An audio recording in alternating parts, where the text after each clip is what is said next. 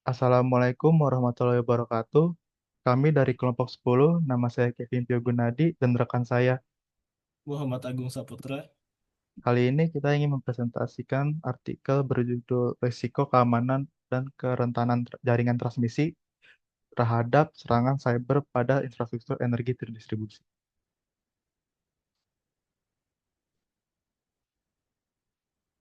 Nah, latar belakang ini saat ini kita membutuhkan energi listrik semakin meningkat seiring dengan pesatnya digitalisasi di berbagai aspek kehidupan mulai dari rumah tangga hingga industri.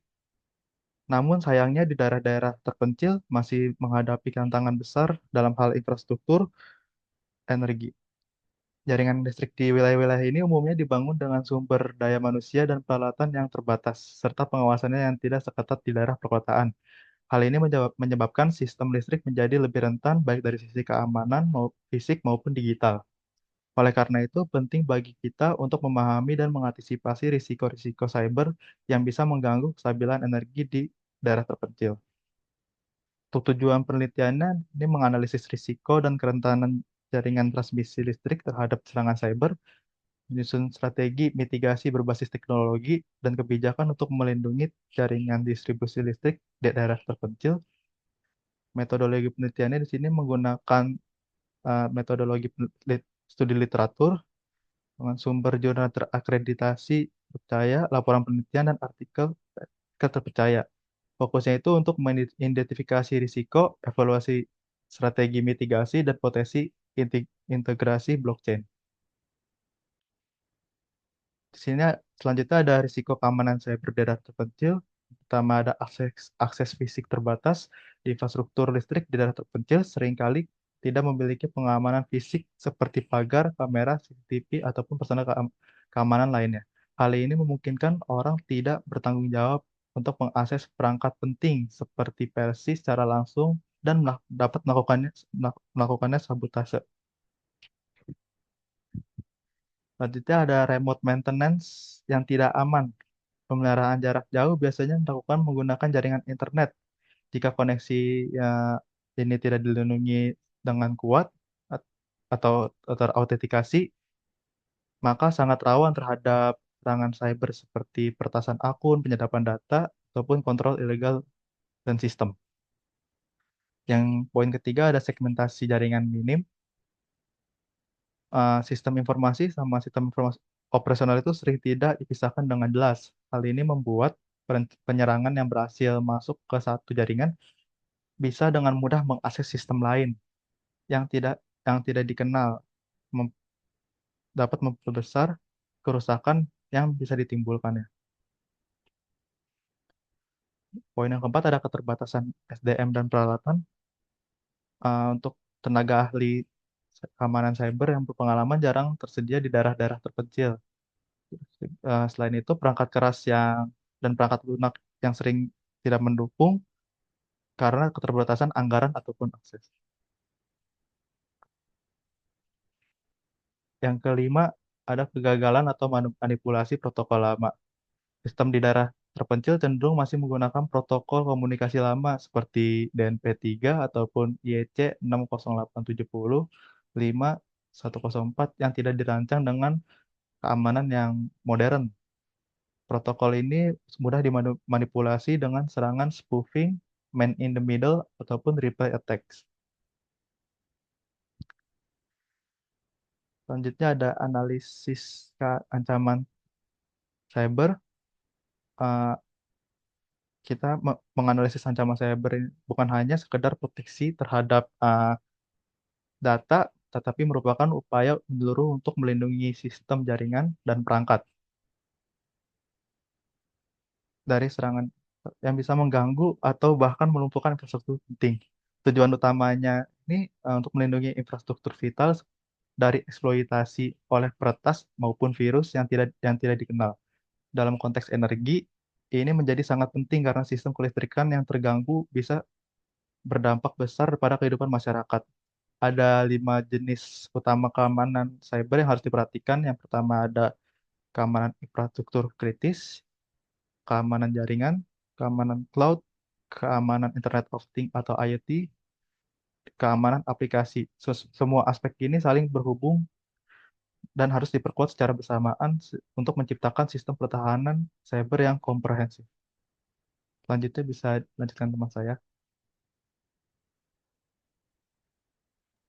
Selanjutnya kita mau belajar tentang studi kasus yang terjadi di negara Ukraina pada 23 Desember 2015. Ukraina itu mengalami serangan cyber yang menyebabkan pemadaman listrik di sejumlah wilayah.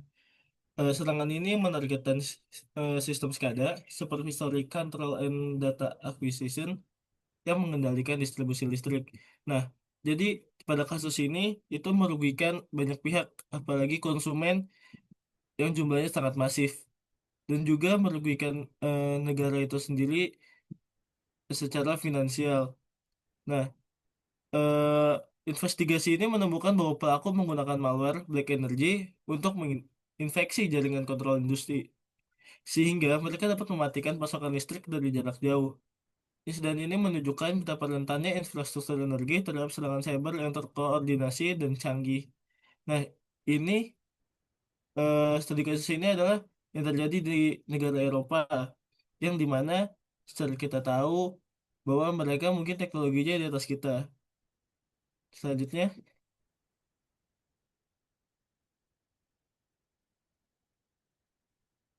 selanjutnya kita akan membahas tentang kerentanan pada energi teknologi terbarukan. Nah, di tekno, teknologi terbarukan ini kenapa sangat rentan? Karena keamanan cyber belum jadi prioritas dalam tahap perancangan sistem. Juga penggunaan SCADA dan CCTV yang murah rentan untuk disusupi. Ini semua dikarenakan karena untuk memotong anggaran. Komponen utama yang dipilih tanpa mempertimbangkan aspek keamanan. Sekali lagi, karena masalah anggaran dan sebagainya, jadi teknologi yang digunakan belum dapat dimaksimalkan.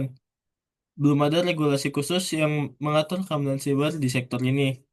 Pemerintah belum membuat regulasi khusus untuk mengatur keamanan cyber pada sektor ini. Evaluasi keamanan cyber minim dari awal hingga akhir proyek. Dan terakhir ada rantai pasok energi terbarukan rentan terhadap serangan cyber dikarenakan belum ada teknologi yang mumpuni. Selanjutnya, selanjutnya ada strategi mitigasi keamanan cyber.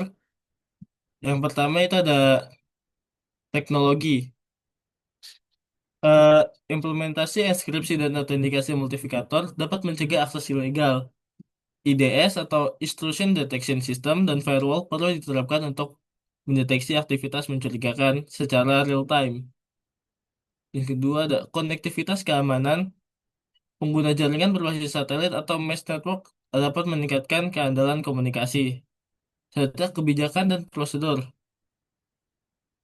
Pengguna jaringan berbasis dibutuhkan regulasi dan protokol yang jelas serta diuji secara berkala. Seperti tadi yang di materi sebelumnya, jelaskan belum ada regulasi atau protokol yang dibuat untuk di bidang sektor ini. Saja ada pelatihan staf lokal. Personel di daerah terpencil harus diberdayakan agar mampu memahami dan merespon potensi serangan cyber dengan cepat dan tepat. Saya pikir ini merupakan salah satu faktor penting karena apa? Kebanyakan jika terjadi sesuatu bencana atau sesuatu masalah, staf yang ada di lapangan belum mampu untuk mengatasinya dengan cepat. Selanjutnya, peran blockchain dan teknologi modern. Untuk mengatasi tantangan keamanan cyber dalam jaringan transmisi listrik di daerah terpencil, beberapa teknologi modern dapat diterapkan. Yang pertama, blockchain untuk keamanan data dan kontrol jaringan. Menggunakan blockchain untuk untuk mencatat transaksi data dan operasi jaringan secara terdesentralisasi sehingga sulit dimanipulasi oleh peretas. Jadi setiap data akan dicatat, akan dilihat kemana keluarnya, gimana harusnya, dan mengintegrasi blockchain dengan kontrak pintar atau smart contract untuk mengotomatisasikan proses validasi keamanan dalam sistem listrik. Selanjutnya, memanfaatkan teknologi blockchain dalam pemantauan akses jarak jauh, sehingga eh, setiap perubahan dalam jaringan tercatat secara transparan dan tidak dapat diubah. Selanjutnya, segmentasi jaringan dengan sistem Zero Trust.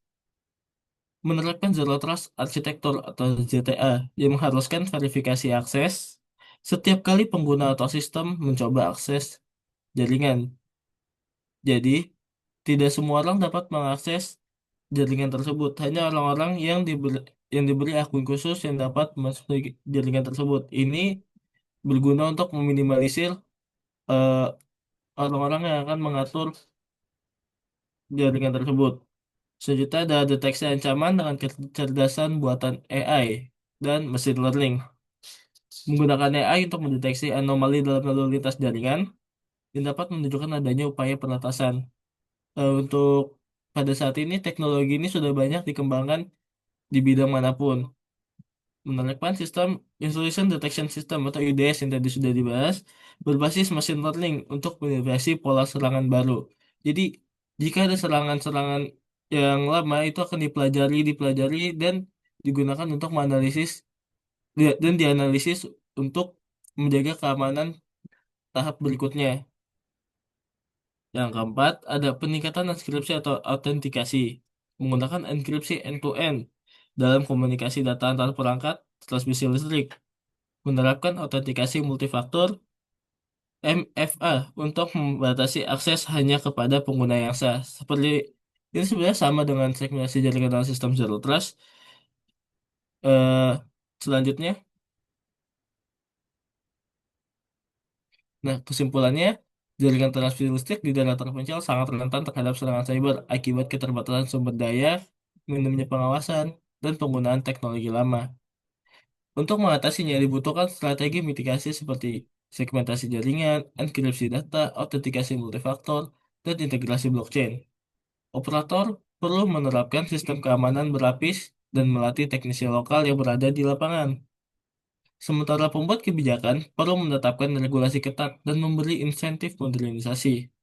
Pemerintah diharapkan dapat segera membuat eh, regulasi yang mengatur kebijakan di sektor ini. Penelitian lanjutan juga diperlukan untuk menilai efektivitas teknologi seperti blockchain. Jadi, perlu penelitian lebih lanjut, lalu dianalisis bagaimana hasilnya. Nah, dengan langkah-langkah ini, keamanan dan keandalan pasokan listrik di daerah terpencil dapat ditingkatkan.